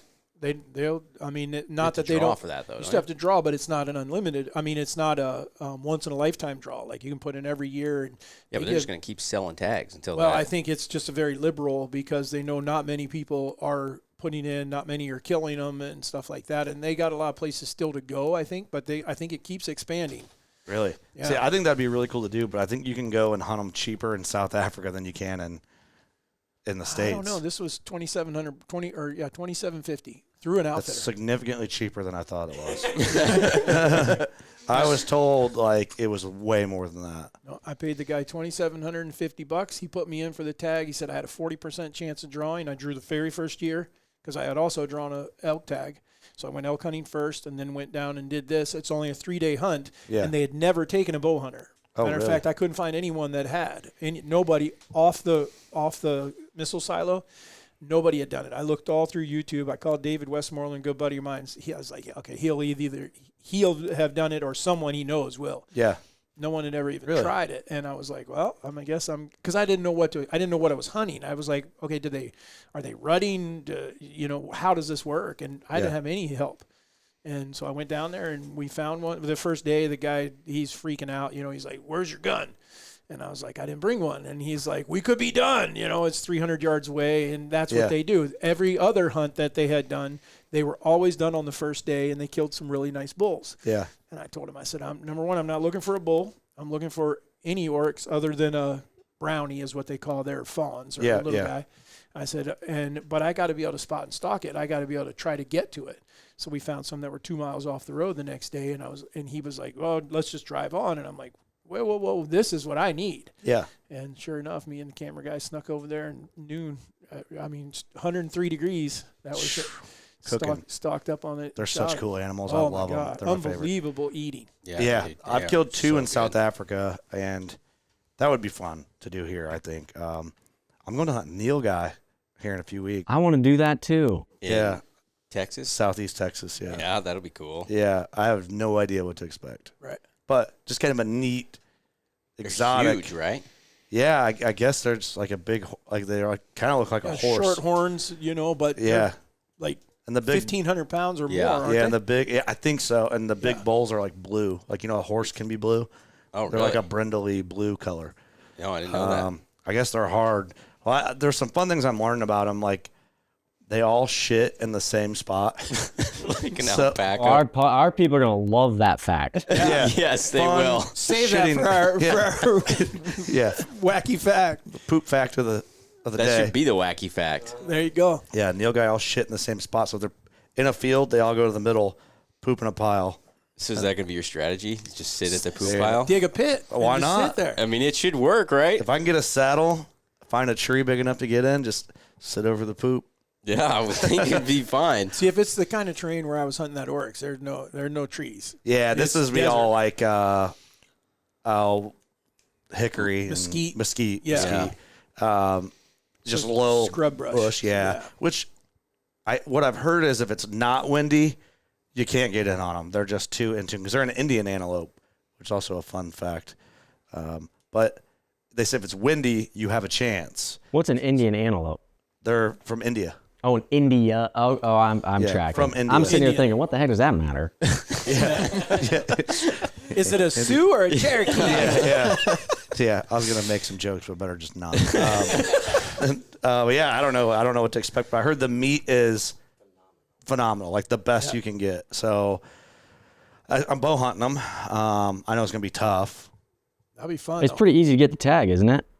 Yeah. So my friend, we did a trade. Did some ad read stuff for them, and they were like, they're really good friends. And they're like, oh, we want to pay you, and I'm like, they let us come down and kill whitetails, and then we'll have them on the show, and we share content and collab. And it's Mike McFerrin. I don't know if you guys know Mike and Bonnie. I know who he is. Yeah. And I love them. They're awesome. And I'm just like, I don't really want to do this. Like, I don't want to make this transactional. Like, we have a great thing going. We both we get to come hunt. We share content. We do the thing. He's like, all right, just give me a few ads and then come hunt Neil Guy. Like, is that a good trade? I'm like, that's cool. Let's do that. So pretty neat to just. Well, can't you get, because in Texas, for exotics, I think you can just get a tag whenever, right? Oh, yeah. It's not a draw. Yeah, he had to just I just got a call for that area and then we're good to go. Oh, that's sweet. So I don't know all the politics of it, but. Most of them, there's not a season. Like, I hunted Aoudad down there 2 years ago. After I killed the oryx, then I was like, well, what else is there? And so I went and tried killing Aoudad with my bow. Yeah. And we went and hunted a ranch there. And so they could get – now it's when they want to be able to take people because they don't want to go this time of year down there. It's freaking crazy hot. And the snakes are nuts. That's what I'm worried about, man, because it's going to be so hot when we're down there. When are you going? I leave, end of July. Oh, geez. Into the first week of August. Yeah. Do they tell you, they're just everywhere? Oh, rattlesnakes? He's like, it's going to be hotter. Sorry, I said that, Mom. And then he's like, and there's going to be snakes everywhere. I'm like, cool. Yeah, so a buddy of ours, he just got into a lease in southwest Texas or southeast. I can't remember, but I think southwest. Mm-hmm. But anyhow, it's a rule to be a part of the club. You have to hunt in snake boots. Oh, it's that crazy. He's like, it's not a choice. They won't let anyone on the ranch without them. Well, I imagine I have to get some snake guards or whatever, some chaps. Yeah. I don't know. Not thrilled about the snakes, but those are big bastards too, aren't they? Yeah, those big diamondbacks. Yeah, I haven't seen one in Texas yet because it's always we go in January to hunt whitetails. Like right after ATA show, we head down there, and they're pretty much away at that point, but it's pretty chilly down there for where we're at. So I don't know, man. We'll see. Hopefully my camera guy gets bit, not me. Are you allowed to kill them? I think so. Oh, that'd be sweet. Yeah, I'm pretty sure. I don't think there's a regulation on them. They ran into one when they were hunting oryx, and they got the video of this thing. I mean, it's big diamondback. Huge. They call them Mojaves there. Mojave. Like Mojave, something like that. Mojave. Okay. But it was past. Is that like a subspecies of the rattler? Of a rattlesnake. Because I know there's prairie rattlers like up in South Dakota. Yeah, no, these ain't prairies. It'll look more like a timber rattler because it was coiled up and sprung up like sitting like that high, and it was all mad. Really? And it was like 15 yards away. And you could hear him clearly, and Eli was with me, my camera guy. He's like, what? I was like, that's a rattlesnake, but I don't, oh, there he is. And then I was like, okay. And he goes, aren't we going to kill it? I was like, no, because we were after an oryx. And I was like, no, we need to go. On the stalk, pretty much. Yes. Well, we only had like 45 minutes left of light. And he's like, don't we have to come back here? I don't know, Eli, but we don't have time to mess with this snake, and so we just kept going. Well, then he was terrified the rest of the time we're walking back in the dark. And he's like, are we there yet? And I was like, I wouldn't worry about that spot. He's going to be somewhere else, And then we started running into him on the road, and they were, I don't want to say they were everywhere, but you were going to see one about every time you went very far. Yeah. Well, he had video of it too, good video of it. I mean, that thing was huge. I'd have to, I think it'd be so cool to have a mount coiled up like that, like the classic rattlesnake look, like on that table. You guys got to get one for that table. Yeah, that's a good idea. Well, we have a buddy. This one, it was one of those where it was big enough, it looked like, you could pretty easily put your pin right at the bottom of his throat. Yeah, and shoot that thing. I want to get the other subspecies. I've got a timber in my office that's I think it's just under 5 foot. Yeah. Yeah. And then a prairie rattler from Idaho, or I think it was in Idaho. And I want that one looks sick. I want to go with him. There's a purple color to them. Oh, really? Yeah, they're distinct for sure. See, that would be pretty neat. Yeah. But I'm not trying to mess around. I mean, I'm going to be in the snake pit of some kind. I'll report back, but I don't know. They don't seem overly worried. He wasn't like get snake books or nothing like that. I think they just deal with them. But it might not be as bad as the Southwest Texas. You know, it might be a whole different ball game. But Yeah. I don't know. It'll be fun to see. But hunting nilgai, I have no idea what to expect. So that's kind of be one of those new experiences. Yeah, I want to hear about. Yeah. I'm always looking. The next one I want to try there is the black buck. Oh, they're cool. They got loose. That's an Indian antelope also, yeah, isn't very it? similar, but they're a little black. I mean, they're smaller than an antelope. Yeah. But they got a big spiral horn. Those are cool. That's on my list as well. One of my buddies is from Texas, and he's like, I got the guy. If you ever want to go, just let me know. And I was hoping to do it this year, but just with the schedule of things, I'm like, man, I want to do it. My buddy Randall's like, let me know. I got the connection. So they are neat, though. I think it'd be a ton of fun. Absolutely. So I don't know. Fallow down there too, don't they? I believe so. Fallow and Axis. Axis is the one I want to hunt. I just think they're so pretty. Fallow are pretty. Have you shot an Axis yet? Never. Yeah, I heard that meets we killed insane. one in Hawaii. Oh, Yeah, that would be pretty good. cool. I think that was before anyone had found Hawaii either. Yeah. Because Really? I don't know what it costs now. Because you were 16 at the time. Yeah, I was either a junior or a senior. Yeah, so 17 maybe. So that's been 13 years ago. And so we put in it was the island of Lanai, and you flew into the big island, and then you ferried over to the other one. And then, but anyhow, it was my taxidermist that told me about the guy and said, he's not an outfitter, he's the manager of the island. And so his name is Alec. And so you just called and booked with him, and it was $1,600 to go hunt this thing. It was $140. I remember that because $140 For each of us? No, $1,600 for the one, and then they didn't charge me for yours because it was a management buck. And I thought we still had to pay something for no, it. Okay. and then it was $140 a night for the Airbnb before their Airbnb. Someone just rented us their house, Yeah, it was a bed and breakfast then. Yeah. And so we go, I was like, this is nuts because he was too young to hunt at the time. So him and Karen went to the beach. And we'd get up at he'd pick you up at 4:30. And the cool thing about Hawaii is the weather's the same, meaning every day the wind does exactly the same thing. The temperature's exactly the same. Really? At 10 o'clock, he said, I'll come get you because the wind will switch. And at 10 o'clock, the freaking wind switched, and it was blowing right at because you're hunting water holes. It was very similar to antelope hunting. Okay. The mistake we made was we didn't realize that these are little short Hawaiian guys. And so the ground blinds that he made were short. And so the first big one a big one came in. We saw 100 the first morning. Oh, the numbers were crazy. Really? Everywhere. And the first one that walks in, I'm like, I'm going to shoot this thing. I mean, it's big in my eyes. And so I go to come to full draw, and my bow is hitting the roof, and I can't get to full draw. So he walks off, and I'm like, oh, Warren, that sucks. And he's like, oh, don't worry, Dad. I think here comes some more. And then they just started rolling in. And you couldn't do nothing about it because you couldn't shoot out of the blind. Well, no, we fixed it. After that, we got underneath there and pushed some stuff, and I got in a position where I'm like, okay, I can draw now. Gotcha. So then I ended up shooting one that day, and then the next day. And the other thing was when I shot this one, the blood hit the sand, and it was like a red sand. And so when it took off running, a double lung shot that it's squirting out both sides, right? And so I'm like, we didn't see it fall, but it didn't go anywhere. Yeah. We get out, we can't find any blood. I'm like, what the frick? I know there's blood here. Yeah. And then I Warren, no way. And I reach down and pick it up. And it's the splatter of blood, and it's all hooked together. Yeah. It I know exactly what you're talking about. Africa sand's the coagulates same way. like a scab. Yep. Okay, that's what it did immediately when it hit the sand. Yep. Yeah, it's was just like that nuts. sandy, dusty dirt in South Yep. Africa is the same way. Yeah, it was cool as hell. And That then would be so fun. that's the only piece of footage we've been filming now since he was 10. So I don't know, anyhow, hundreds of shots. We've lost one hunt, and we lost his shot on that hunt because the next day we sat in another one. This one was jacked up. You couldn't take a 32-inch axle bow and put it sideways. That's how narrow. So it this was thing like was. sitting in a long phone booth. Yeah. Okay. It wasn't that long though either because we had to. Yeah, I was for him sitting to be behind me. The door had to be open still. Oh, no. And so I'm filming from behind him, and then he's got this little window, like the size of a piece of paper, then the water hole's right there.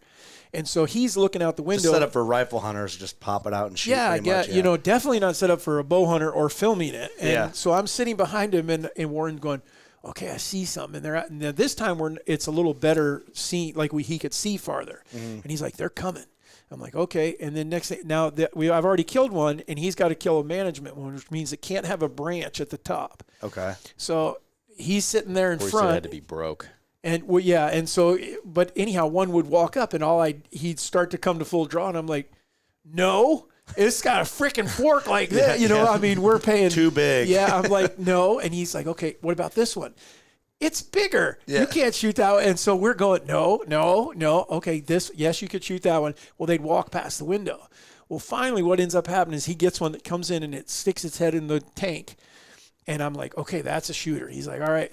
And it was the coolest footage because I was able to go to his sight and dial through his sight to the axis without ever moving. And then he shot and he pinwheeled this thing. I was like, how freaking cool was that?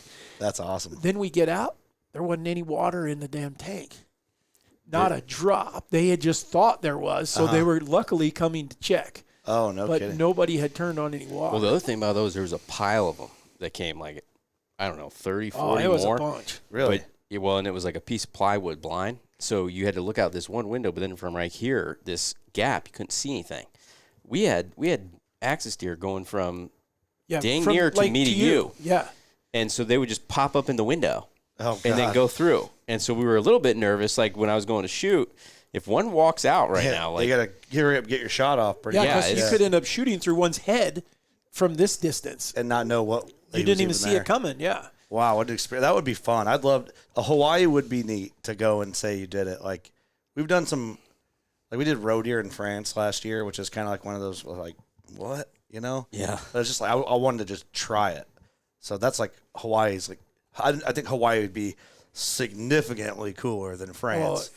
Well, we went back and did the sheep and goats. Now me and Karen went and did that, and that was a total. We screwed that up bad. Really? Yeah. We were staying at the Ritz-Carlton, literally, and I come walking in with a bow, which my wife is not happy with already. That she's like, you can't walk into the Ritz-Carlton carrying a bow. Yeah. And I was like, well, I don't know what you want me to do. So I instantly became good friends with like the people doing the laundry and stuff like that. Cause I'm asking, cause these goats are out on the golf course out the window, you know, I'm like, that's what I want to hunt. Yeah. And they're like, oh, well, I had met this guy on YouTube on Barca. I can't remember his first name, Neil or Phil Barca. But anyhow, he's telling me he'll meet us and take us. Well, this guy shows up in a trench coat and he's a native but he's a trench coat and a machete and a glass jar of jelly and a loaf of bread. And that's what, and he's like, okay, let's go. And I'm like, where are we going? And so we walk right down through the Ritz-Carlton volleyball courts and all this stuff and go over and hit the trees. People are walking by and I'm packing a camera. Karen's got her bow. Oh, This dude is leading us and we go marching up the mountains and People looking at you like, what the hell are you oh, doing? not just look. I think they called the cops and shit like that, you know, but we were on up the mountain by that time. Yeah. And we get way up on this mountain and we have not seen any goats. And it's been just, I'm looking at Karen, her legs are all bloody from the scrap, like heavy brush. Yeah. We finally break out like up into the lava stuff.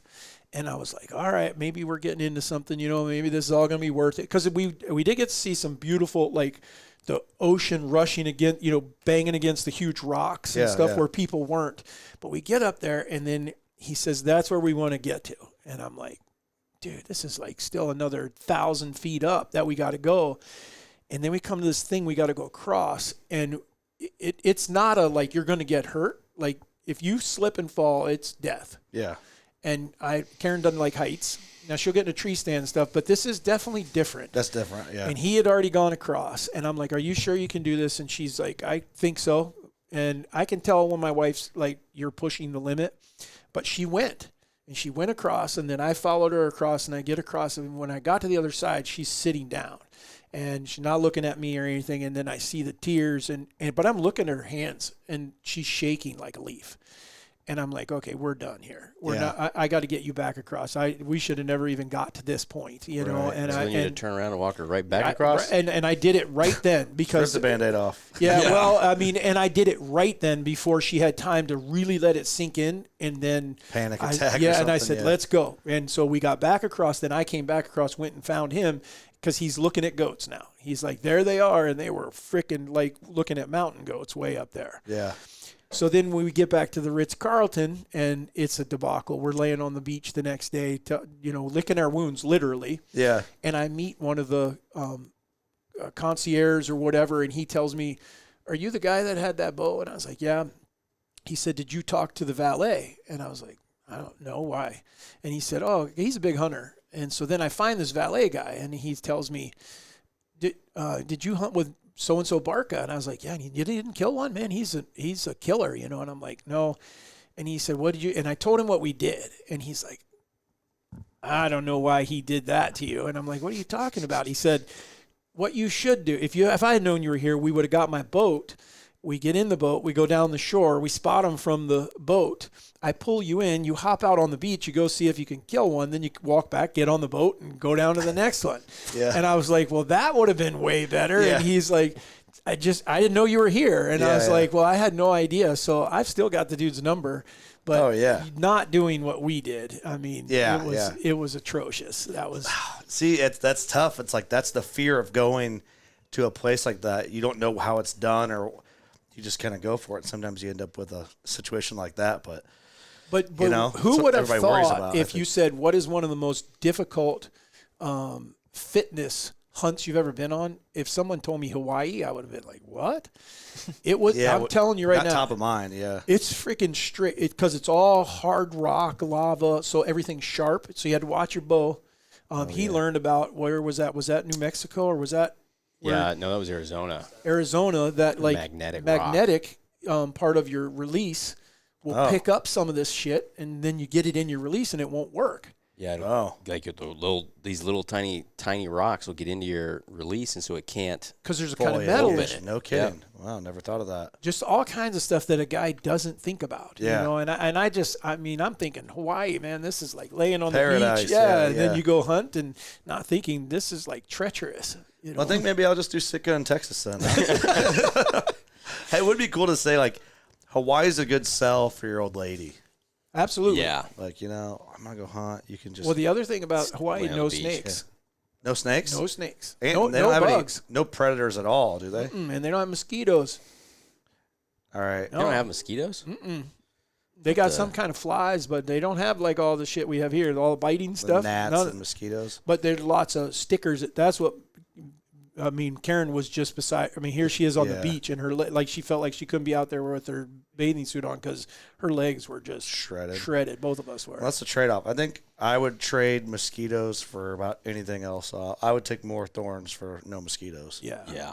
Because I have a river bottom farm, brother. You question if they can kill you. Yeah. Like I'm not kidding. It's so bad that I'm like, if I stand out here long enough, will they kill me? We'll just suck all your blood out. Yeah, like it's that intense. Like, yeah. You want to talk about a panic attack? It's bad. That sucks. And I hate ticks more though. Ticks are bad, and I'm really nervous I'm gonna get like vegetarian disease. Like what's his name? Doms. Yes. Yeah. What do they call that? Alpha gal. Yeah. Oh, what an evil thing. The little white. They're in Lone all Star of them now. ones. What's that? They're in all the ticks now. Oh, really? Great. I thought it was just deer ticks. Yeah, that's what I It thought. was. Or the Lone Star tick. It was just the Lone Star one, and now So they wood said ticks that's have it all of now. them. All of them are Bill vegetarian. Gates. Oh yeah, I agree. He's the one freaking doing it. He is. That's Bill what I'm Gates saying and too. Ellen DeGeneres, probably. I don't know. She just seems creepy as shit. So. But they're letting ticks go for sure. Don't get me into this. He's on that same train. He's been talking about it for months. It's a thing. Never mind. I'll save you guys. I've been talking a lot of shit on the show. I said some things I shouldn't have said on the podcast. Ever since then, they're after me. Yeah. I think so. That target on your back. Mm-hmm. Mine's chiggers. We're not big enough yet to get there because I've been saying a lot. Ticks that don't bother me, but these guys get the ticks. Don't chiggers give you like the rash? They burrow into your skin. Dude, I had those one time, and I had a rash right here when I was in high school from hanging tree stands in the summer. That was the worst thing ever. Yeah, they're awful. And they last about a week or 10 days. So we just scratch them till they bleed and then put straight alcohol on them. Oh, really? You can take clear fingernail polish and cover it. No, you can't. I'm telling you right now, you can do that, not work. and you just have fingernail polish on something. Oh, it worked for just me just fine. You know what I did? I used to get them all the time when I was a the kid. placebo effect. If you research this, chiggers do not burrow in your skin. They sit right on top and they make a straw out of your freaking skin cells. But they bite, and then the reason it looks like a rash because they bite, move and bite again, move and bite again. They'll just keep doing it if you don't stop them. So what I did when I looked up, this is, I was in high school. It said take a hair dryer. Do you know this method? No. And it was like get it to your skin to where it's so hot you can't stand it, then move it and do that on the rash. It's supposed to kill them. So I'm out there with a hair dryer, like all right, and it didn't work. Getting rid of them. I was desperate. Doesn't work. I've not found anything. I mean, you just even the fingernail polish. People are still doing it. They still. It works for me. Chigger Rid, I think, is the one that they sell. It's fingernail polish in a tube. The only thing that we have found is when they first came out with Permanone or Permarethrin is the Permanone. Well, now it's in Sawyer. All these companies bought it that can put Permarethrin in it. Well, when they first came out Permethrin. Permethrin, yeah. Tell him he's not Man, listening. I don't know whether I'm saying it, but you guys know what Let's just call it Permamethrin. There you go. Well, when I first saw a guy, it was at a trade show. This is before any of there's not even TV shows, right? So a long time ago, and this guy's he's in a white lab coat, and he's got DEET, he's got off, he's got all this stuff, and he's like, and none of this is going to get rid of your chiggers and your ticks, and he says, but this stuff will. And so he would dump vials of ticks out, and they would crawl up this thing, and when they got to all that stuff, might repel, then one would get across, but they'd get to this stuff, and they'd fall, they're dead. It was killing them. And so he says, but you don't spray it on you spray it on your clothes and just treat that. Mm-hmm. Well, I was living in Arkansas at the time, and I was like, I had come home one time with over 200 ticks on me. I crawled through some grass turkey hunting and got into the seed ticks. They were everywhere. Yeah. And so Karen's pulling freckles off and everything else with a pair of tweezers. I was like, no, that was attached. And so long story short, he sells me this stuff. I spray on my clothes. I have never had a tick on me. I mean, and then you would take your boots off, and they'd be dead in your boots. Oh, fall off your pant legs. Yeah, and I was like, holy shit, this stuff's crazy. Well, now they've kind of watered it down. Yeah, just like everything else good. Yeah, but I mean, I figure I'm going to die 10 years earlier, but I won't be itching when I die because I spray that stuff right on my legs. You know how much freaking glyphosate I've freaking inhaled and congested, working on the farm? Like, I'm screwed. You said it wrong again. So, tomato.